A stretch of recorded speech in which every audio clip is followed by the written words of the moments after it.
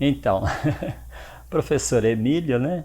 Emílio César Pereira Rezende, embora sempre eu mesmo me apresente só como Emílio, não falo Emílio César. Alguns parentes só que falavam Emílio César. Então, eu vim para o departamento de filosofia aqui da UFMG, eu não sei precisar o ano, para ser franco, mas foi por volta dos inícios dos anos 70, não é? E não sei se foi 73, 74, por aí, não é? Na verdade, é uma situação interessante, porque eu estava no Rio de Janeiro, eu me formei na PUC do Rio, eu iniciei na PUC de Campinas, que não era PUC ainda, era só a Universidade Católica de Campinas, e, e quando houve a Revolução de 64, houve um período de acirramento do processo repressivo, revolucionário e tal, e os professores nossos de Campinas foram mandados quase que na totalidade embora, sabe? Então esvaziou o curso de filosofia e os professores que vieram em substituição não davam conta de lidar com a situação e eram muito inferiores assim em preparação, até porque às vezes vinham de uma experiência que não era propriamente universitária, bom, enfim. Então nós resolvemos, as pessoas foram dispersando e eu e alguns colegas resolvemos ir buscar em outro lugar.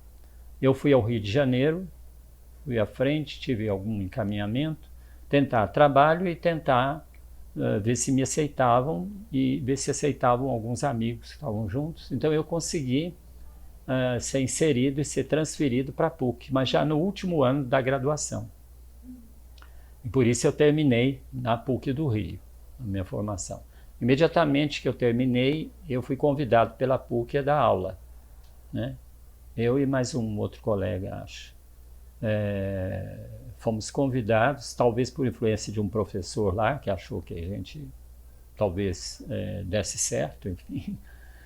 Então, eu me lembro até de episódio interessante, eu era muito novinho e cheguei um dia a entrar numa sala lá que era restrita a professores e me barraram, falando, não, aqui só entra professor. Eu disse, não, mas eu sou professor aqui agora. Então, desculpa, professor, tal. Então, e eu comecei dando filosofia da ciência para a área de, imagina, recém-formado, para a área de, lá chamava Centro Técnico Científico, acho. Então era pessoal de engenharia, matemática e tal. Então era um desafio e tal. Enfim, eu comecei a fazer uma pós-graduação, né, algumas disciplinas, na Federal do Rio.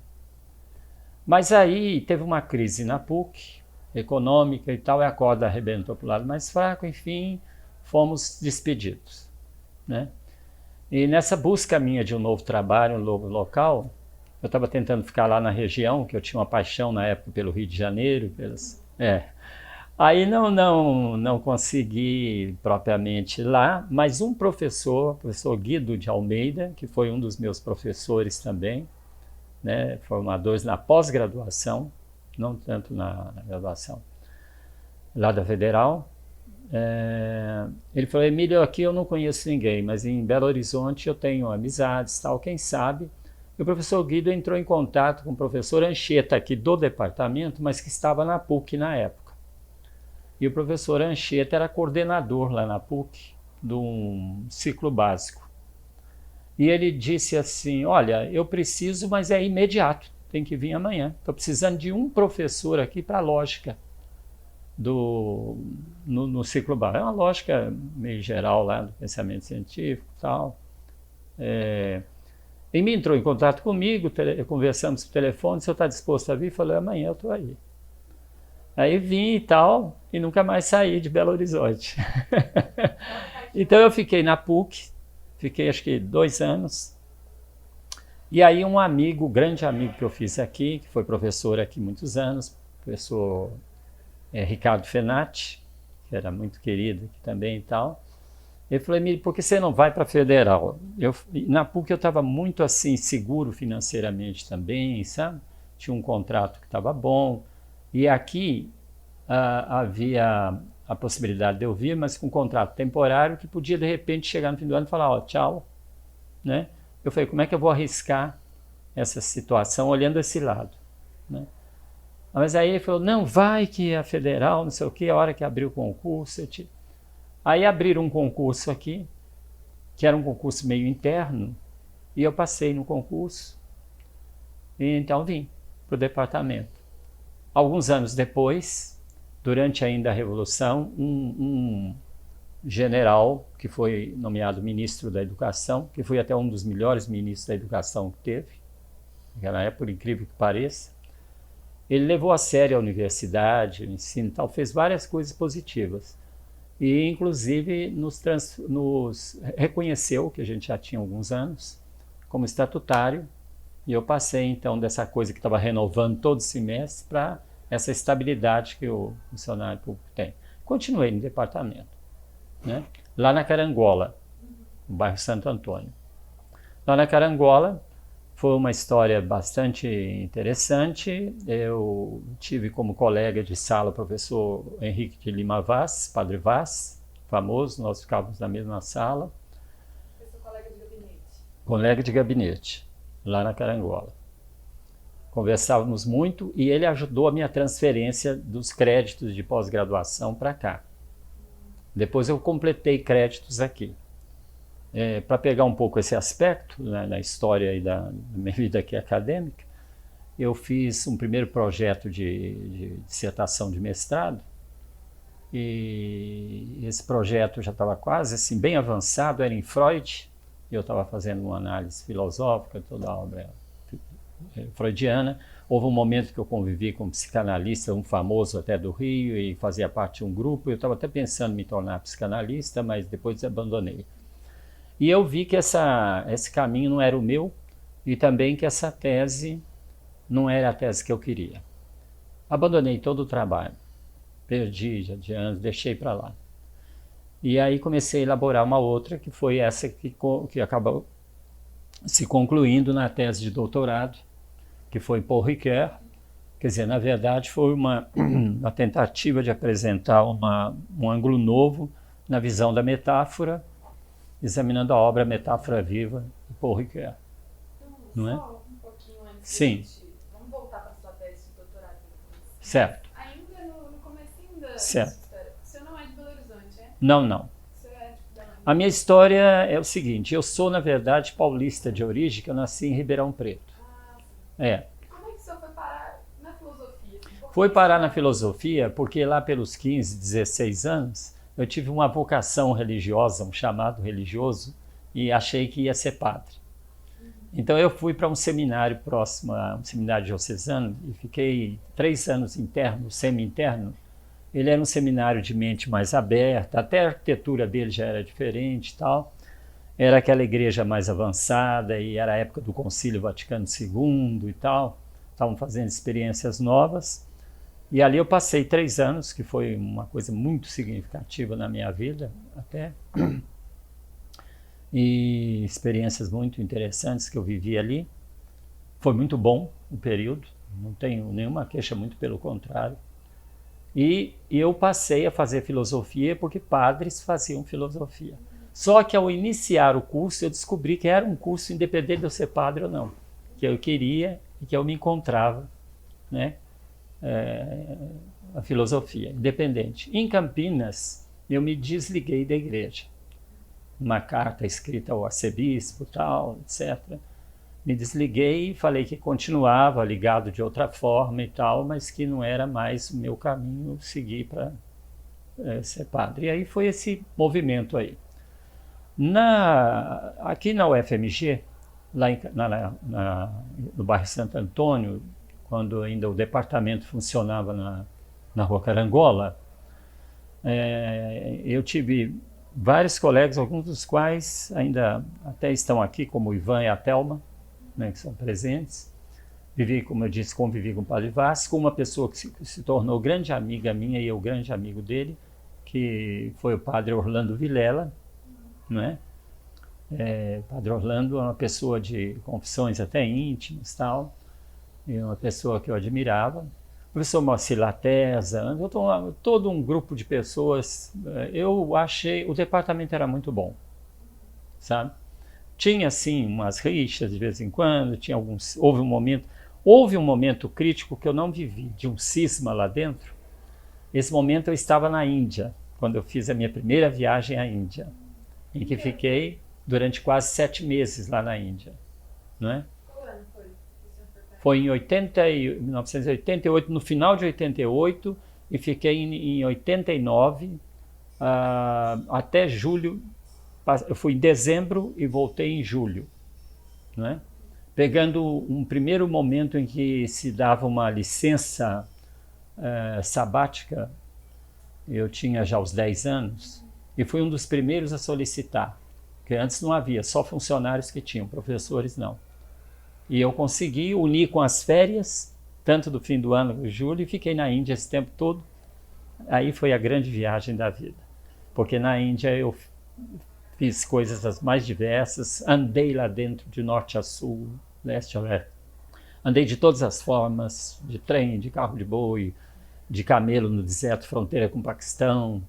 Então, várias vivências interessantes, realmente.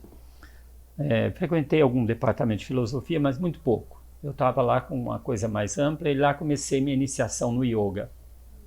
Entende? Foi lá que fiz minha formação inicial no campo do yoga, ao qual eu me dedico atualmente, né, como instrutor. E... O senhor começou algum estudo de filosofia oriental lá nessa época? Sim, comecei lá, mas de forma própria, autodidata, né, não em nenhuma instituição. Depois continuei aqui também a minha pesquisa, até quando saí aqui do departamento, um dos últimos cursos dados foi nessa direção, né, de filosofia oriental e especificamente indiana. E hoje eu tenho uma visão já bem mais clara do que é o pensamento indiano, a vivência oriental. Hoje, para mim, isso é muito mais claro. E aí, num primeiro momento, até perdeu o interesse a filosofia ocidental. Depois, eu voltei a refazer esse interesse, mas dentro de uma outra ótica, de uma visão um pouco mais ampla. E, voltando ainda um pouco na história, né, na Carangola, eu fui chefe de departamento, e acho que ainda quando eu estava na Carangola, e foi subchefe por 2 ou 3 vezes, né?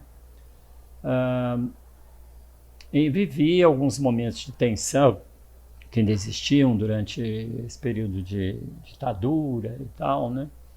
Mas não aquele período inicial mais forte, aquele foi da geração mais antiga, né? Mas alguns momentos tensos aí, entre estudantes e reitoria. Eu até fiz parte de comissão que foi interceder e estabelecer um diálogo. Eu me lembro muito bem, mas já que quando houve um projeto de mudar o departamento de filosofia para o campus, né, havia posturas assim, alguns que achavam que era positivo e outros que se opunham.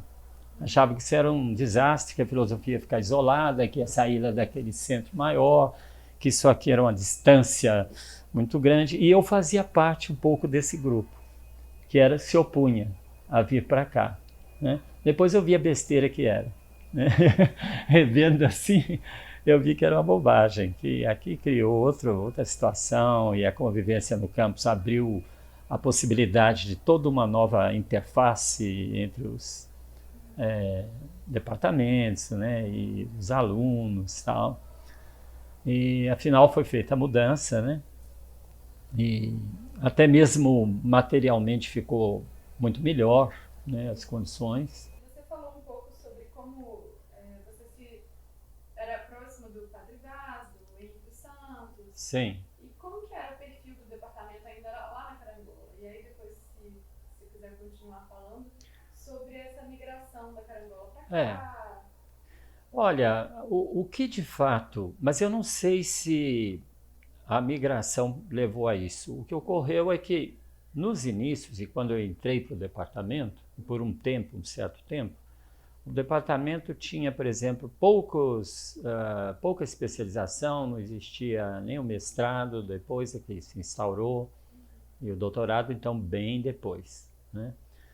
E os professores que tinham titulação assim, eles já eram formados fora, né, na Europa, muitos até era na Bélgica, Louvain era o lugar que o pessoal ia, né, a maior parte, e eram poucos. Então esses professores vinham já com aquela formatação própria da Europa, aquele estilo e tal. E antes disso, e no geral, o departamento era mais solto. Era mais de convivência, e assim, você não tinha essa tradição de escrever artigos ou de preparar pesquisas assim fossem publicadas, tal. Eu pesquisava muito para as aulas. Sempre tentava trabalhar muito bem as minhas aulas e adaptá-las de uma forma comunicativa, né?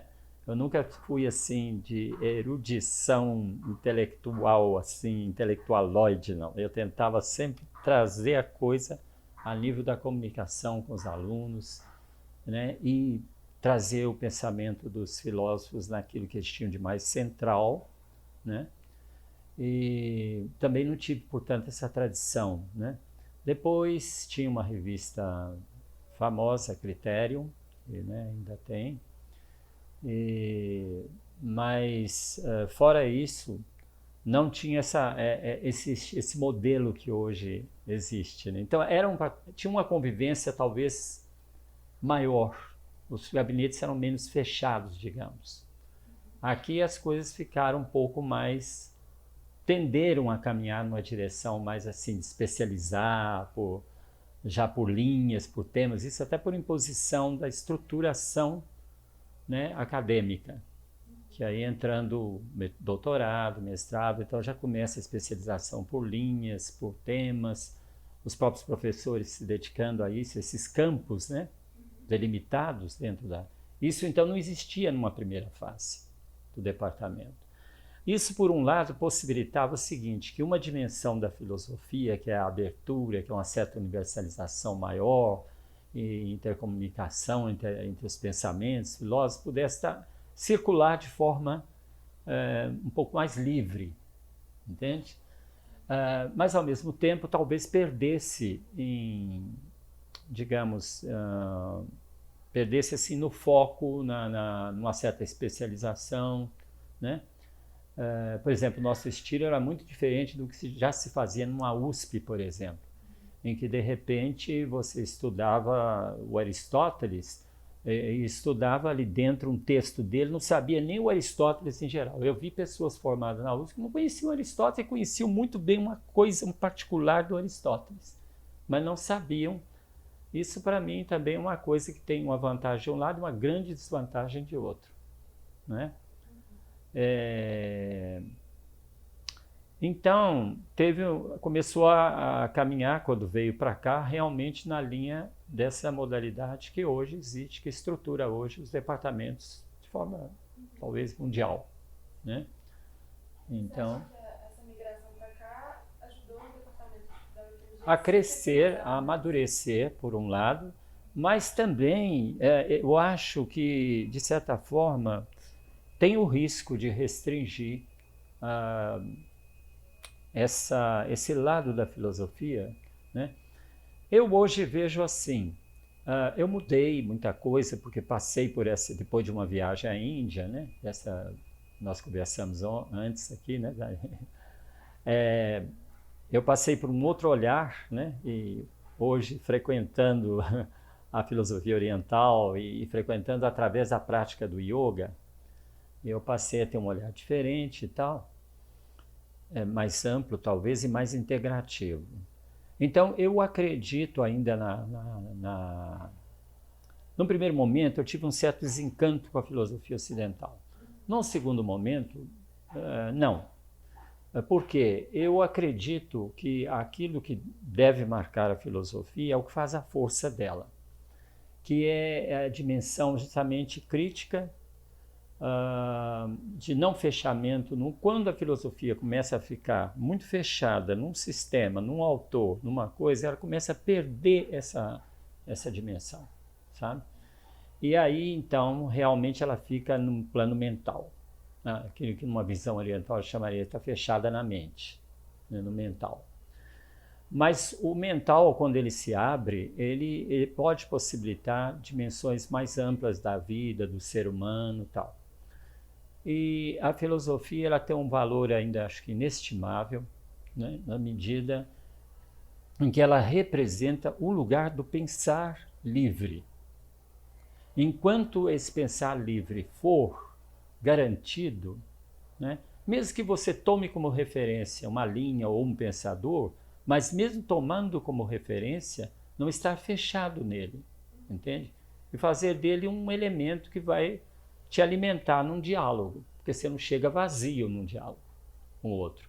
Mas, ao mesmo tempo, não fechar ali. Então aí você mantém o pensar naquilo que deve caracterizar o pensar livre, entende? E o pensar livre, para mim, ele marca a filosofia. Quando se sai disso, você já vai ter propriamente ideologia, entende? Então aí você começa com rótulos, você começa com... E aí a gente não dialoga mais. Não dialogando, não há integração. Não havendo integração, não há realidade. Uma das coisas que a filosofia oriental mais tem, a palavra-chave talvez seja essa, integração. Tá? Unidade, unificação. Hoje, por exemplo, um clima pós-moderno acentuou muitas diferenças. Né? E que uma coisa necessária está articulada também com toda uma estruturação de mundo, né? A história nossa, tal, social, política, tal. Mas essa diferenciação acaba por caminhar numa direção problemática, que a nível político, por exemplo, a gente está vendo os nacionalismos, os fechamentos. Diferença é uma coisa, separação é outra, isolamento. O risco da diferença se transformar em separação, em fragmentação, né? O risco do pós-moderno é a fragmentação. A fragmentação, nos limites, é insustentável, porque a realidade não é fragmentada, né? Então, esse ponto, eu acho que é o que pode unificar tudo. É isso que pode unificar tudo. Eu estava pensando numa coisa que... Sim. Me parece que... Você acha que a sua tese em Paulo Ricoeur, o seu estudo... Paulo Ricoeur não fez sempre estudar a pós-modernidade, né? De certa forma. Você acha que a sua tese em Paulo Ricoeur acabou sendo um certo impulso pessoal para os estudos em filosofia oriental, para esse tipo de tema? Não deu o impulso, mas o que eu já estava começando naquela época a ver, à luz do que eu já estava vivendo e percebendo do Oriente e da Índia particularmente, eu encontrei no Ricoeur alguém que dialogava muito, um filósofo que não tinha, alguns viam isso como negativo, quer dizer, ele não tem uma filosofia própria porque ele fica tocando em todo mundo, né? Mas ao mesmo tempo ele tinha uma riqueza realmente extraordinária, Paul Ricoeur, né? E ele se esforçava muito. Isso me agradava nele. Não quer dizer que eu achasse que ele fazia isso com perfeição, que aquele era o modelo. Mas quando eu vi a questão da metáfora, minha tese de doutorado foi na metáfora. Como conversamos antes, de maneira informal, eu não levei à frente, não publiquei, porque eu caminhei em outras direções na vida e tal. Talvez até ainda publique uma parte, reveja e tal. Mas é porque eu encontrei na metáfora algo que, além de um campo que estava muito fechado no logicismo, mesmo quando você fala em analogia, ou quando você fala em todos, você ainda está assim. A metáfora, que é alguma coisa que vem lá do retórico, passa depois pelas figuras de linguagem e tal, tem toda uma história. Ela, no entanto, ela justamente, e no campo da poesia, por exemplo, ela quebra essa coisa mental que quer determinar o conceito, fechar o conceito, entende? Então, Nietzsche viu isso, mas, a meu ver, viu de uma forma, digamos assim, de certa maneira, vou colocar entre aspas, mas negativa. Ele viu numa perspectiva retórica, né? A visão de Ricoeur me dava a possibilidade de ler numa dimensão poética, uma dimensão criativa, inventiva e de olhar sobre a realidade. Então, para mim, a revelação da realidade passa pela metáfora, entende? Da mesma forma como se diz que numa poesia eu não posso transformá-la em prosa, né? Talvez para tornar mais inteligível justamente a questão, não faz sentido. Quer dizer, se eu puder dizer aquilo de uma forma prosaica ou de uma forma linear, então aquilo originalmente não era uma autêntica metáfora, entende? Então, e se foi dito em metáfora, é porque só metaforicamente podia ser enunciado.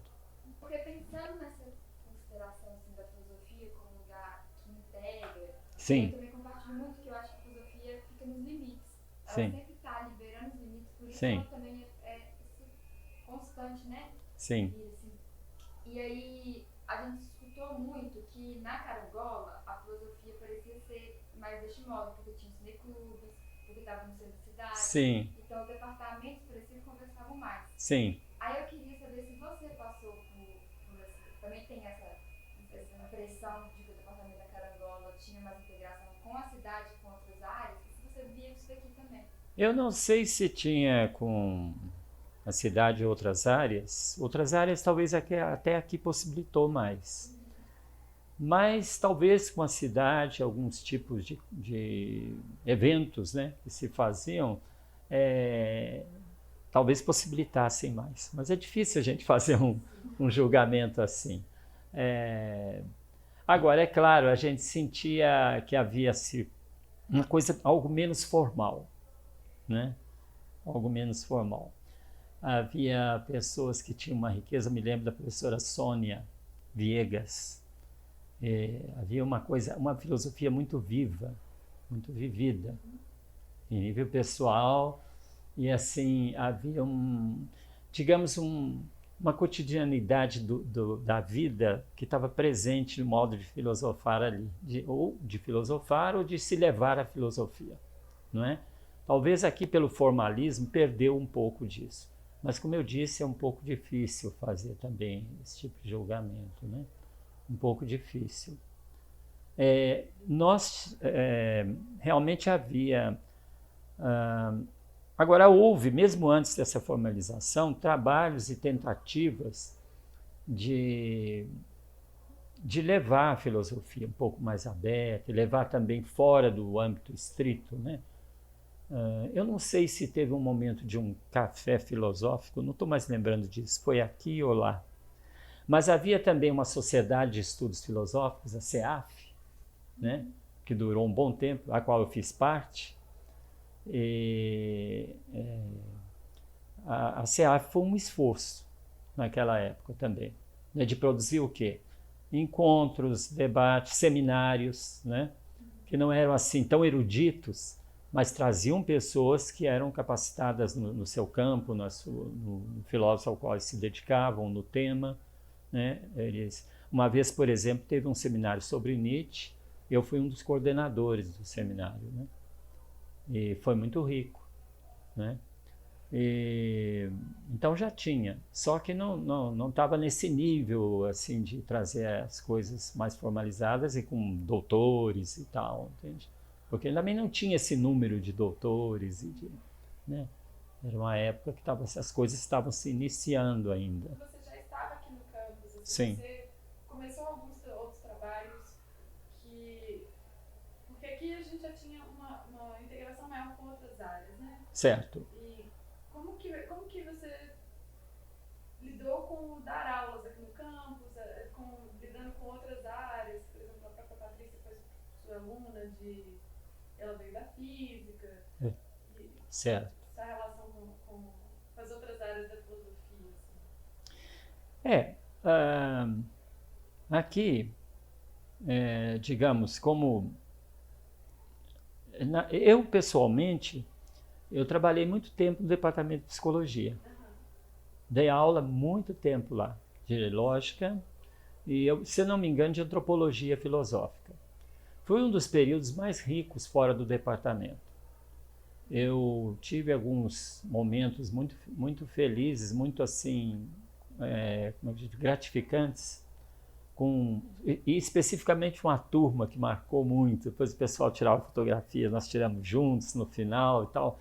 Foi um curso assim maravilhoso aquele que eu tive com o pessoal da psicologia. Isso me levou a estudar muita coisa de psicologia, linhas epistemológicas, entende? Para eu poder dar esse curso lá.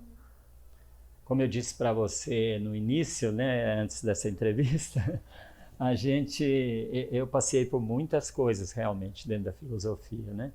A cada vez que eu me dedicava a um campo, eu me esforçava ao máximo por fazer o melhor ali, sobretudo na linha do ensino. Eu não me destaquei assim numa pesquisa que parecesse publicada, mas eu acredito que sempre me dei bem com os alunos, eles comigo, né? Sempre ficamos amigos, de modo geral, né?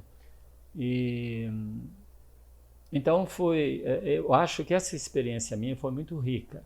Também dei aula, acho que na comunicação, e dei aula no que se chamava ciclo básico também, não é? Minha pergunta vem muito nesse sentido, de o senhor pensar a filosofia como uma área da integração. Da integração. Mas assim, mais ao final, né, antes de eu me aposentar, eu estava dedicando já alguns anos à história da filosofia contemporânea, que era a minha matéria mais fixa aqui, e paralelamente seminários dentro de autores ou temas de filosofia contemporânea, seja na área, digamos, que então na época fenomenológica existencial, seja na área analítica. Eu trabalhei os dois campos, realmente, né? E aí, seminários que eu dei sobre Husserl, leitura de textos, depois sobre Heidegger, né? Eu também fiz muitas leituras assim, de seminários de Heidegger. E depois Wittgenstein e o que se seguiu a Wittgenstein, também tentando alguma coisa integrar. Então, e filosofia da linguagem, portanto, foi um outro campo que eu me dediquei muito, né? Qual era o seu interesse assim, em Husserl, especificamente? Em Husserl? Não, porque no momento em que eu iniciei o estudo de Husserl foi nas aulas em que eu estava cursando a minha pós-graduação, matérias de pós-graduação na Federal do Rio. Então eu tive um primeiro contato mais sério, já tinha tido na graduação, mas muito pouco, mais sério com a fenomenologia, que ainda então era muito vigente, depois veio essa questão da virada linguística e tal, através do professor Guido de Almeida, que aliás depois se transformou num adepto da filosofia analítica, né? Bem forte. E aí eu trouxe isso para minha própria pesquisa, minha própria leitura. Eu admirava muito em Husserl o rigor, o esforço, a busca de ser contemporâneo e sobretudo, de sair também. Ele acreditava, né, se isso foi possível ou não, sair de um campo assim, teórico e poder recuperar a partir do teórico não teórico. Tanto que a obra final dele, falando do mundo da vida e tal, né, e vinculando a ciência ao mundo da vida, isso me chamava muito a atenção, né? E o rigor de Husserl eu admirava muito o rigor de Husserl, que eu não via em outros fenomenólogos ou com a mesma força, sabe? Ele tinha aquilo como uma missão, assim. Depois, Heidegger, por vários aspectos, ele me chamou bastante atenção, né? Aí deixando de lado essa coisa crítica que é hoje da participação dele no nazismo relativa, né? Que também, mas tem uma percepção heideggeriana que eu acho correta da questão do ser e que, de certa forma, eu enxergo pessoalmente hoje, e à luz do Oriente, que teve uma distorção nessa percepção de Heidegger. Mas a percepção como tal era acertada, só que eu acho que ele vivia enfronhado, ele também estava prisioneiro da coisa contemporânea dele e do Ocidente. Por mais que ele... Então, eu acho que ele não pôde sair disso, né?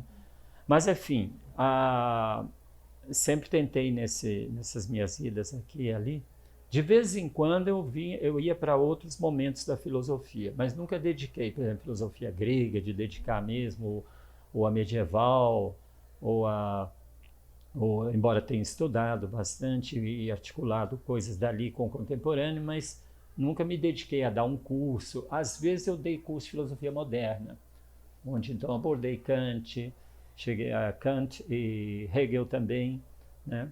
Mas como uma iniciação, assim, né? E como uma visão geral, não como um estudo mais detalhado. Eu sempre quis ver acontecendo essa integração com outras áreas. Formalmente não tem muito isso, não tinha, né? Mas a nível de comigo e os alunos, eu sempre caminhei muito nessa direção, né? De inspirar, de incentivar. Então eu estava lembrando antes que às vezes eu encontro ex-alunos, por exemplo, que eram da psicologia e que eu dei aula lá há muito tempo. E um deles especificamente me entregou um livro de presente que tinha sido, segundo ele, isso foi gratificante, né, professor? Foi suas aulas que me inspiraram a esse livro e o trabalho que eu estou seguindo hoje, como psicólogo e tal. Então, foi muito interessante. E assim também na área da comunicação, na área da... eu sempre tentei isso, né? E mostrar que essa interface, sempre me entusiasmei por todas as interfaces, né? E como eu acabei de dizer um pouco antes, diálogo interreligioso, transdisciplinaridade sobretudo, né? Que é mais do que interdisciplinaridade, porque isso mostra que o real tem o descontínuo das diferenças, mas tem o contínuo que liga e que faz a realidade, que integra, né? Se se perde isso, acabou o real, né? A realidade. Ela não... isso em todos os campos, eu acho, em todas as dimensões. Isolar é realmente matar e no fim leva ao caos.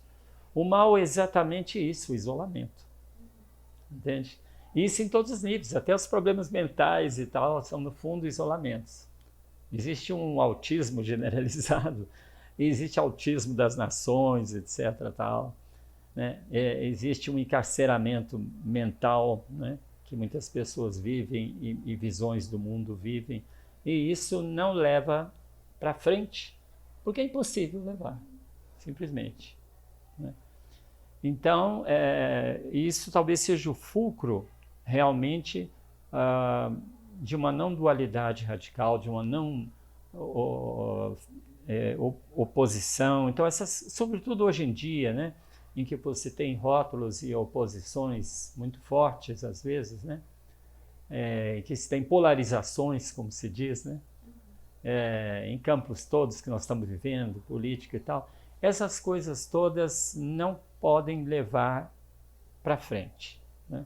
Elas vão causando uma estagnação e vão causando um nível de conflito que ele é tão grande que ele só se resolve pelo próprio conflito, né?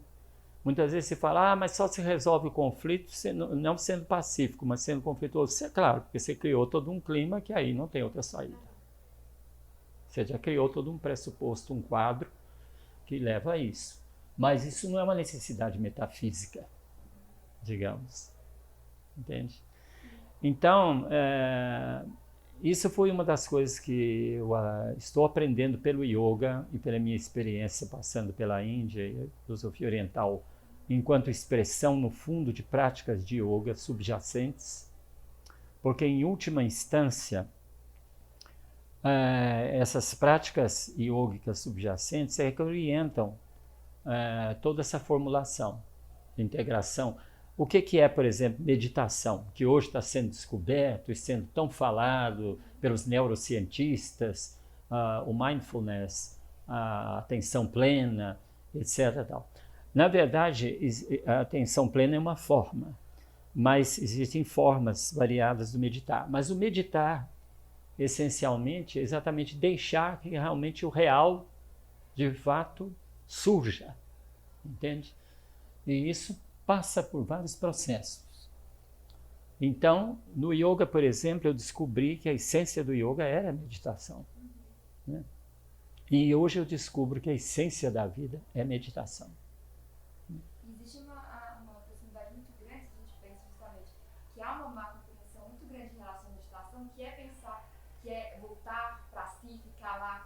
É. E não, né? Você É. vai deixar Não. o mundo e você É. parar de É. ter essa decisão. E eu acho que acontece a mesma coisa com a filosofia. A meditação é o descondicionamento, busca descondicionamento radical. É a desegocentrização. É a fuga de todo o narcisismo. Entende? Quanto mais você caminha para destruir o ego, que é um isolamento a nível do indivíduo, mas existem egos coletivos e tal, por assim dizer, né? A gente pode fazer uma espécie de uso da palavra aí para uma extensão da linguagem aí, né? Ego e tal. Então, na medida em que você faz, que você tem essa busca, toda a busca de liberdade, seja em qual nível for, é uma meditação. Entende? Então, o momento laboratorial, você está ali, vamos dizer, numa postura e tal, aquele é um momento de laboratório.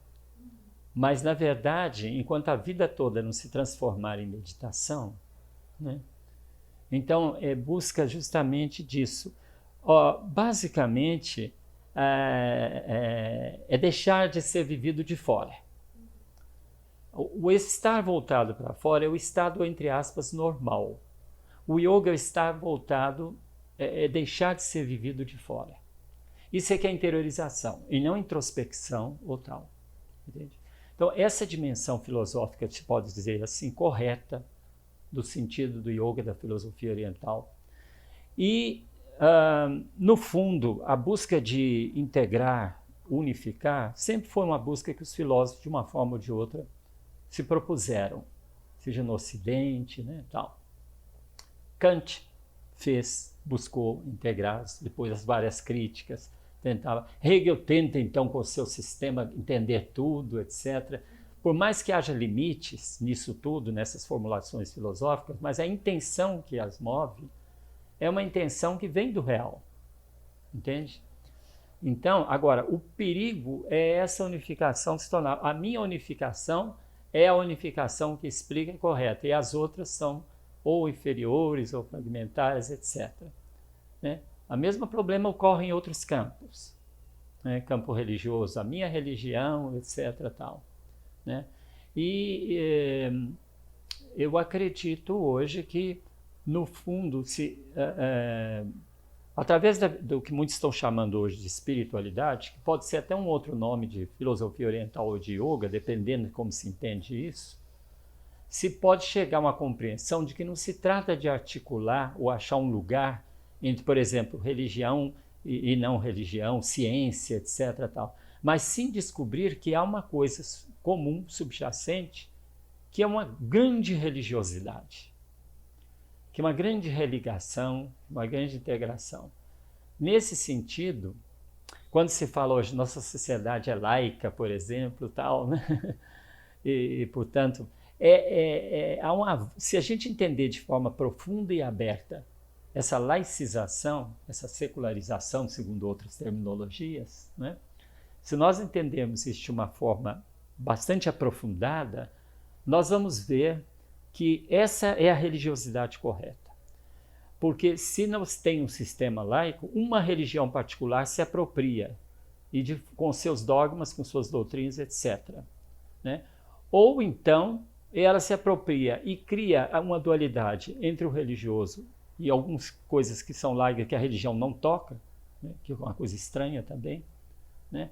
Ou então ela torna-se um todo religioso, como uma tendência do islamismo, por exemplo, tal, né? Que é uma outra forma problemática também, porque é uma formulação que se tornou o todo, entende? Mas quando você vai entrando nessa visão da integração, é uma palavra que eu acho hoje a grande palavra, sabe? Você vai descobrindo que não tem mais ciência e tal.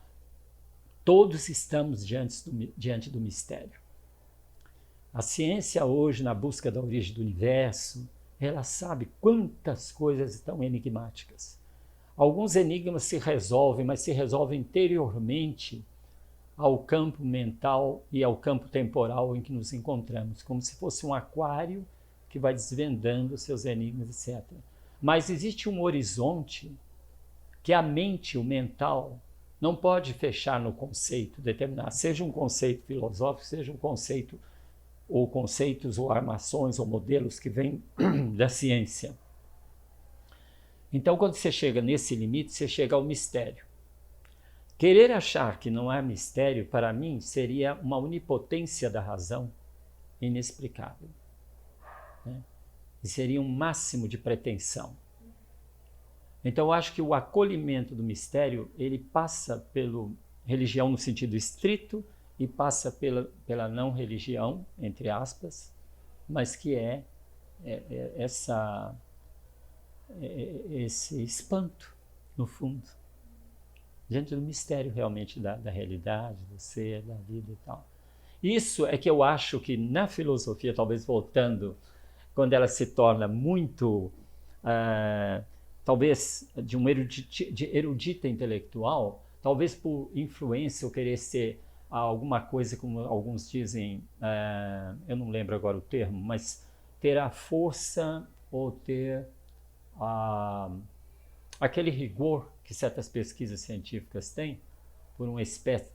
Então você começa num campo de filosofia da linguagem, da lógica, ficar com uma série de minúcias que podem ser interessantes, sim, mas se você perder tudo isso que nós estamos conversando, a filosofia começa a se apequenar também, a ficar pequena, sabe? É a minha clara visão hoje e convicção.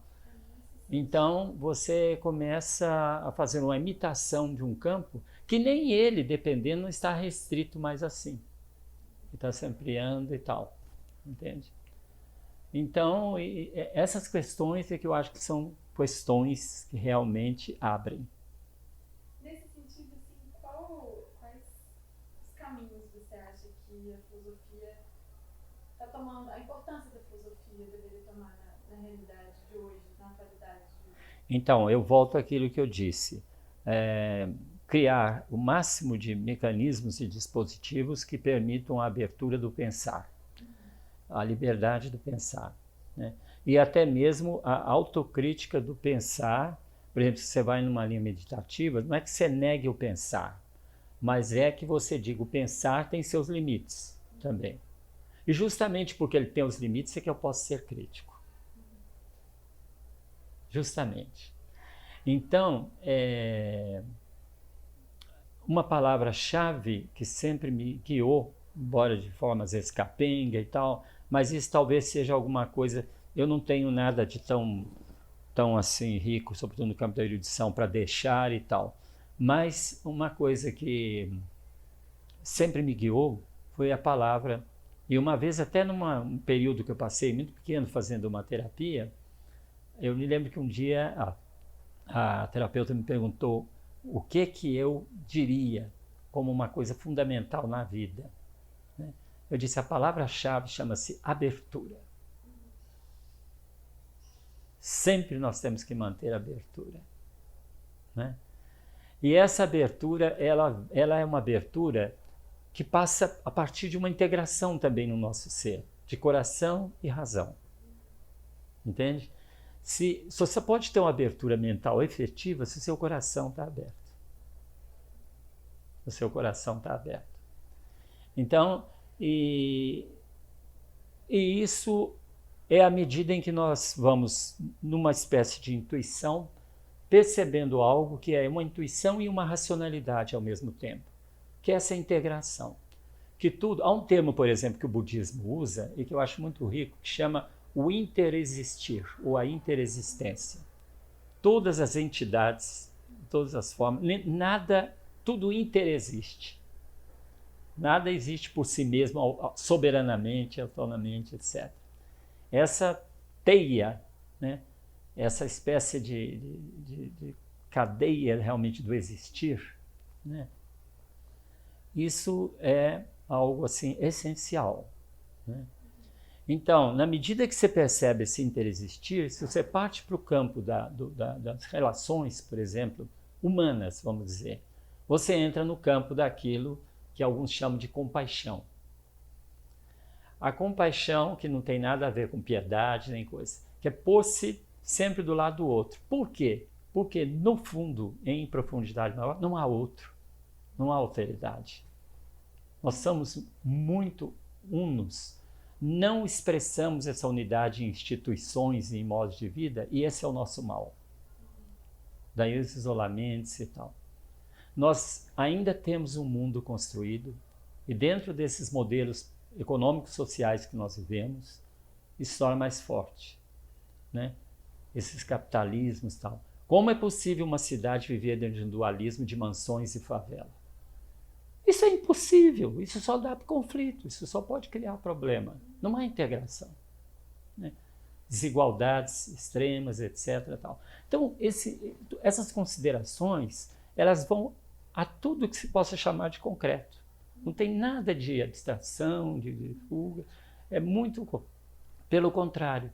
Né? Não é possível em socialismos históricos em que um Estado domine por 10, 15, 20 anos as mentes, as liberdades, etc., entende? Em que ninguém é dono, mas ao mesmo tempo alguém poderoso como um Estado é dono de tudo.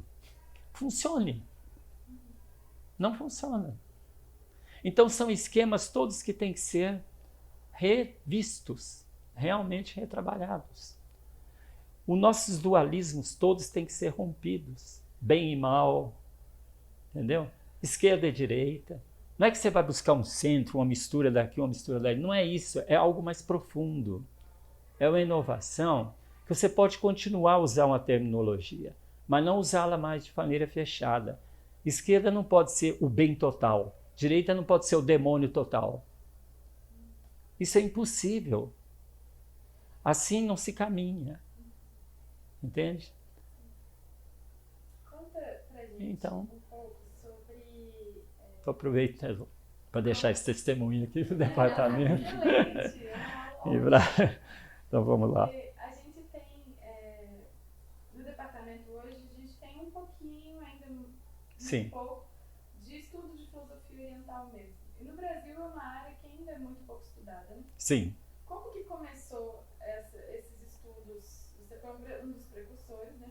Como que foi esse início dos estudos da filosofia oriental no Brasil? Assim? Você teria algo para contar para a gente? No Brasil eu não sei te falar muito. Realmente eu pesquisei em termos formal. Aqui no departamento, como em outros, como em vários departamentos, de modo geral, até um tempo atrás, a ignorância era total. Entendeu? E não era nem porque tivesse preconceito ou maldade e tal, porque não se estudava, não se apresentava, não havia interesse. E, sobretudo, porque por detrás tinha, sim, um preconceito implícito de que parecia que aquilo não era bem filosofia ou era religioso. A grande questão é que, se nós encarar, bom, então é filosofia, mas se você entender da mesma forma que você entende filosofia aqui, você passou a ter uma assimilação ocidentalizada daquilo. Também não funciona. Se você projetar aquilo como um religioso, geralmente você projeta os seus modelos de religião que nós estamos acostumados lá, também não funciona. Então, essa espécie de, usar um termo da fenomenologia, mas que não metodologicamente, não de forma rigorosa, essa espécie de ter acesso à coisa mesma é o grande desafio, entende? E eu acho que essas colocações que eu fiz, elas vão nessa direção de mostrar. Aqui no departamento, eu explicitamente, foi muito pouco. Eu dei uma matéria uma vez, depois, novamente, acho que foi a última disciplina antes de eu me aposentar, que eu também dei de filosofia oriental, aí já na pós-graduação. E era uma turma que vinha gente de várias áreas. Tinha gente de direito, tinha gente da física, tinha gente de tal, fazendo essa disciplina minha. Lotou a sala, entende? E foi minha despedida aqui formal, né? Foi muito bom. Realmente foi muito bonito aquele momento também. E assim, depois o professor Leonardo continua. O risco que eu acho quando entra a filosofia oriental de maneira formal é esse risco de ficar mental. Fica uma coisa mental, conceitual apenas. Aí, às vezes é melhor até não entrar. Era a minha dificuldade, né? Então, eu às vezes tentava passar o oriental através do ocidental, porque eu acho que é uma coisa interessante de ser feita. Existe até alguns trabalhos, ou existe um trabalho que me citaram, eu nunca fui a ele e fiz realmente uma pesquisa, de alguém que trabalhou um pouco isso, sabe? Vendo a presença do oriental já no ocidental, entende? Assim, é claro que em alguns momentos tem umas coisas mais explícitas. Alguns falam assim, mas quem que é aqui? Aí você vai ver, bom, Plotino, mas não é por aí só, eu acho. E aqueles que não são, esses tem também, entende? Até se fosse olhar alguns que tem alguma coisa que parece mais com o oriental, eu nem colocaria Plotino, eu colocaria Mestre Eckhart, por exemplo. Entendeu? Ele, eu acho que sim, percebeu com muito mais força. Esse foi um. Agora, então, foi isso, eu não sei, assim, né? É assim que as coisas têm se configurado, mais ou menos. E tinha uma coisa que eu ia acrescentar aí nessa questão não sei se agora passou, né? Dessa experiência de trazer, né, a filosofia oriental. Então, eu já falei sobre a forma como se dá esse preconceito, ou a ignorância, isso tudo é relativo, né? E talvez no futuro aí a gente tenha um crescimento maior, uma abertura maior, e sobretudo uma abordagem mais séria. Porque tem algumas abordagens que é muito fácil pegar uns manuais ou vir só com uma coisa assim conceitual, aí você vê, vou expor o Vedanta. Mas não se trata disso. Trata de dizer o que está por trás, o que aquilo está intencionando, entende? Porque a própria Índia luta com isso nas academias e tal. Né?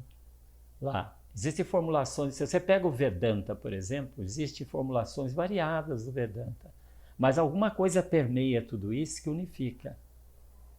Aliás, uma coisa interessante, que muitos já chamaram atenção para isso, não é nenhuma novidade, quando você olha a filosofia oriental, particularmente a indiana, onde eu mais frequentei, é que você tem imensas diferenças. E, em sua imensa maioria, não vou dizer na totalidade, mas em sua imensa maioria, elas não se contradizem. Elas não se contradizem. Isso é a coisa mais bacana que a gente encontra. Sim. Você contou que o Leonardo Vieira foi Sim. aluno, depois se tornaram colegas. E ele também tem um certo interesse Sim. na filosofia oriental. Isso aconteceu com você também? Não, acho que meio paralelamente. Um pouco paralelo. Mas que interessante. Um pouco paralelo. E ele foi mediatizado por um pesquisador ocidental que teve uma grande, eu acho que isso deve ter, não sei até que ponto, né, estou falando, mas que foi o Ken Wilber, né, ou Wilber, acho, Ken Wilber, que justamente tentou um trabalho assim tal. O que eu sinto às vezes é que começa a correr esse risco muito do mental, mas Ken Wilber se abriu muito para além do mental, mas ao fim da vida ele era uma pessoa meditativa, ele tinha entrado num trabalho de autotransformação pessoal. Né? A filosofia oriental ela vai levando realmente a isso. Esse é o ponto. Né? Não é uma obra intelectual. Eu queria mudar um pouquinho. Sim, ok. Para a gente pensar um pouco nas suas lembranças do departamento. Certo. Dos seus colegas. Sim. Você falou da Sônia, do Sim. Henrique, do Vaz, do Padre Vaz. Professor José Henrique. Quando eu vim para cá, o professor José Henrique, por exemplo, me acolheu na casa dele, num quarto lá que ele tinha, não tinha onde ficar. Ele e a Ângela.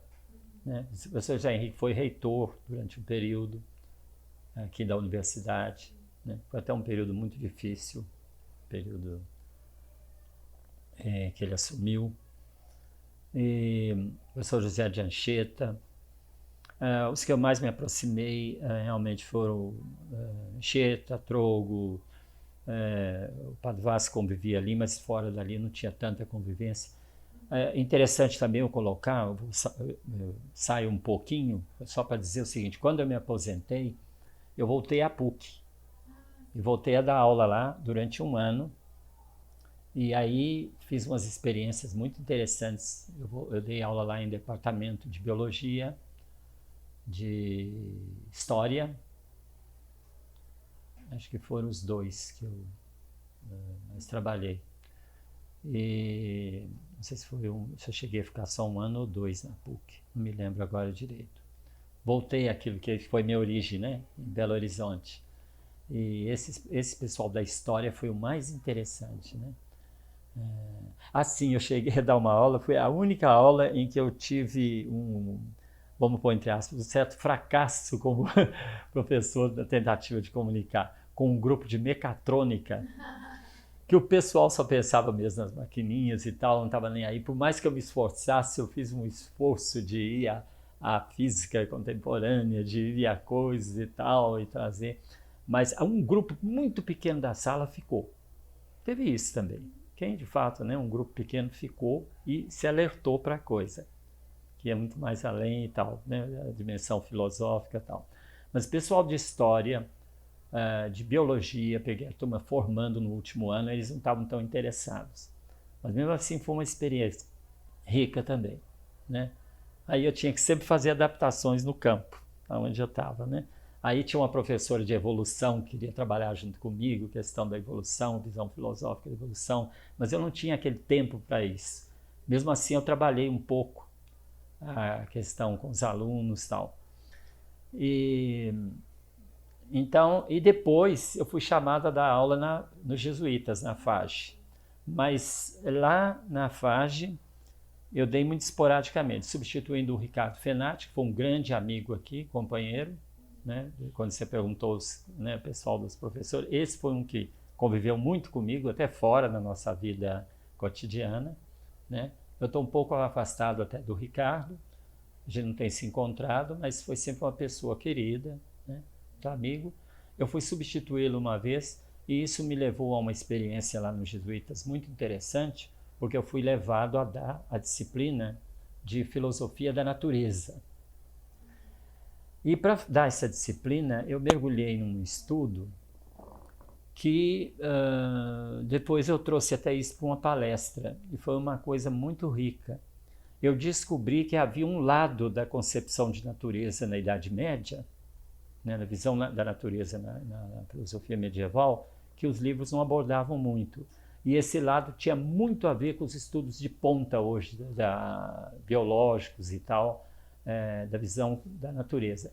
Por força de acolher a questão do milagre na natureza, eles foram obrigados a visualizar uma abertura do natural, não ser um fechamento, senão o milagre não tinha lugar. E aí, por causa disso, são reflexões muito profundas sobre o aspecto aberto e criativo da natureza. E isso bate com questões contemporâneas, entendeu? Lá da Idade Média. E muito interessante a minha convivência com o professor de medieval, que foi o padre Orlando Vilela. Nós trocamos muita coisa, muita figurinha, porque o padre Orlando gostava muito de dizer assim, que a Idade Média o pessoal põe num saco só. E aquilo é muito diferente conforme a época, etc. e tal, né? E que havia riquezas na Idade Média, né? E, inclusive, essa coisa que já foi muito questionada e criticada, né? Como se fosse uma Idade das Trevas, é um absurdo. Em alguns momentos houve treva, mas você quer treva maior do que a nossa época, o início do século XX, e as coisas que ele criou e tal, né? Os absurdos das ideologias. Então, esses julgamentos têm que ser muito relativizados. E a riqueza da Idade Média para outros aspectos, ele me chamou muita atenção disso. Nossa amizade levou a isso também, entendeu? Riqueza de arte, os vitrais medievais, as catedrais góticas, quando não havia engenharia nem matemática por detrás, entende? Nesse sentido. Então, e aí, se eu fosse falar de conversas com o Padre Orlando, foi muito interessante, muito rico. Então, assim, o professor Laterza, que era uma figura também interessantíssima dentro do departamento, na sua abertura para a arte, entende? Ele tinha toda uma maneira muito agradável de trazer e era muito interessado. A professora, que era ex-esposa dele, né? Desculpa o nome agora. Foi também uma grande amiga, frequentei a casa dela, né? Ela trabalhava muito a filosofia medieval também, tinha muita simpatia pela, né? muitas formulações assim, medievais e tal. E o que eu poderia, assim, talvez dizer? Esse seu contato com o Padre Vilela é a realização do seu projeto de vida como abertura, porque alguém lá da contemporânea ficar conversando sobre direito. Pois é. A gente saía para comer queijo e tomar vinho. Na época eu ainda tomava vinho e comia queijo. Hoje eu estou mudando, né? Mas a gente saía, batia muito papo. Depois ele adoeceu, ele tinha um câncer, né? Quando eu fui à Índia, durante esse período ele faleceu. Quando eu cheguei, ele tinha falecido, né? E eu convivi com muitas coisas, até dramas existenciais dele. E conheci um pouco a história da vida dele, né? Uma pessoa muito rica, o Padre Orlando Vilela. E o Padre Vaz foi o grande intelectual do departamento na época, assim, né? Mas muito simples. Eu fiz um curso com ele de Kant, né? Só uma vez, sendo aluno dele. Mas já aqui como professor, né? E fazendo pós-graduação. Eu, inclusive, trouxe os créditos de lá e fiz créditos aqui também, do Rio de Janeiro, da Federal, e fiz créditos aqui. Eu comecei a preparar, na verdade, meu projeto de mestrado, e então uma banca se reuniu não era a banca de mestrado, para aquela pré-análise, esqueci agora o nome. E depois de um tempo eles reunidos, tendo lido lá saíram para fora e disseram: olha, Emílio, nós vamos fazer uma proposta. Ou você segue com isso e defende o mestrado, ou você vai direto para o doutorado, porque sua tese é de doutorado. E só que eu não sei até que ponto foi o melhor, porque me deu tanto trabalho, tinha que fazer uma reformatação dela. Deu tanto trabalho para transformá-la num estilo de doutorado, que eu não sei se teria sido melhor fechar o mestrado e para fazer outra. Doutorado, mas enfim, foi assim que aconteceu, até eu saltei o mestrado, fui direto para o doutorado. Eu resolvi aderir, todo mundo estava me incentivando. Não, ela já está na direção do doutorado, né? Que tinha uma leitura ali, mas, enfim. Não sei dessas pessoas, todas eu convivi bem com elas, devo muito a todas. Como? Quais outros cursos além do Padre Vaz você assistiu aqui? Oh, De algum professor específico? não, engraçado, eu não estou lembrando, eu acho que a maior parte dos créditos mesmo foram do Rio de Janeiro. Mas eu fiz alguma coisa aqui, mas engraçado, eu não estou me lembrando assim exatamente. Assistiu aula controle? Fiz aula, acho que com a Maria José, né? Ah, sim, com Maria José Heidegger, que também compôs os meus créditos para o mestrado, né? O Trogo, não sei se eu cheguei a ser aluno do Trogo, aluno mesmo. Não estou lembrando, mas acho que talvez sim. Engraçado, não estou lembrando agora. Queria saber um pouco da relação da filosofia na Carangola, com o prédio inteiro mesmo, e da própria filosofia. Você contou que foi chefe, né, do departamento. Como que se dava a questão da política? Porque tem essa outra face, né, que é da arte, misturada à filosofia naquela época, etc. Mas como que isso conflituava com a política? Você percebeu, sentiu, viveu alguma coisa assim? O departamento sempre, de modo geral, claro, né, estou falando assim, né, não por cada um dos membros, ele sempre foi muito crítico, sim, com relação à situação da ditadura e tal, né? Eu sempre senti essa postura lá. Mas nesse período que eu vivi, já não tinha interferências tão grandes, né? Porque tinha passado aquele período mais bravo realmente, que eu vivi mais em Campinas e no Rio de Janeiro, e sobretudo em Campinas. Em Campinas eu vivi períodos difíceis, assim, quando a gente saía nas ruas contra a ditadura e tal, e a gente vivia em repúblicas e nós tínhamos medo de alguns livros que a gente tinha. Chegamos a queimar livros, até assim generais daqui do comando aqui do exército local, da faculdade, da Fafiche, afrontaram, e do departamento também, né?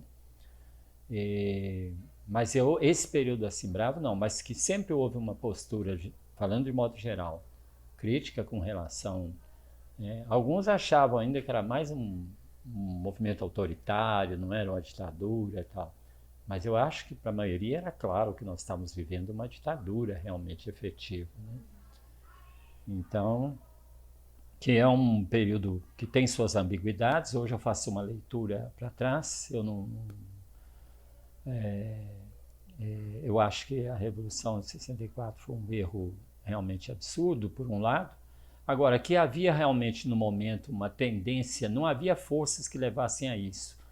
A isso que eu quero dizer é o seguinte: ao Brasil se tornar comunista ou tal, no modelo russo ou cubano, não havia essa força para levar a isso imediato.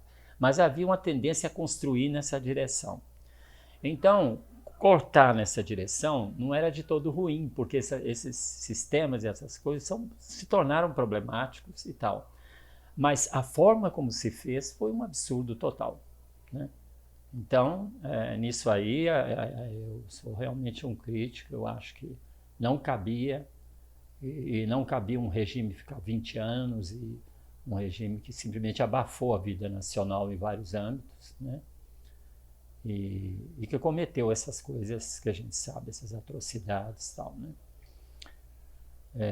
Por baixo do pano. As censuras já não aconteciam mais a partir do... Como? Censuras, já não tinha esse de... Ainda tinha, mas não estava tão explícito assim, tão frontalmente, sabe? Mas ainda tinha um pouco. A gente ainda pisava, às vezes, em ovos, porque como o clima geral ainda era esse da nação, às vezes, para muita coisa, se pisava em ovos, não é? Mas assim, de chegar uma pessoa na sala, ficar lá vigiando e tal, mas de vez em quando tinha coisas meio escondidas, que alguém vinha, né? Ainda acontecia, mas não tanto.